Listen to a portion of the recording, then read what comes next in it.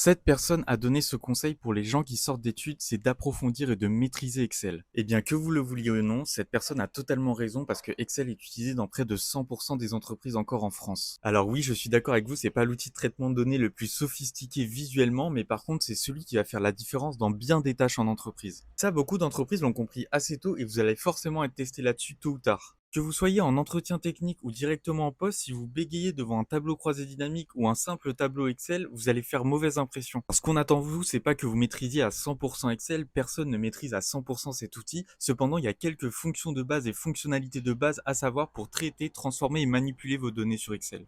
Que vous soyez dans l'administration, dans le tertiaire, dans la data, dans la tech, vous devez connaître les fonctions de base, les tableaux croisés dynamiques, les tableaux de bord dynamiques et interactifs sur Excel, ainsi que les fonctionnalités d'automatisation et quelques macros VBA essentiels. Ça peut faire un petit peu peur au début, mais je te garantis que c'est pas une montagne à gravir et que tu peux le faire en quelques semaines. Si jamais tu veux aller plus loin et enfin maîtriser Excel et impressionner ton boss et ta hiérarchie, n'hésite pas à laisser Excel en commentaire. Et n'hésite pas à passer sur le compte parce qu'on partage des astuces data et tech tous les jours.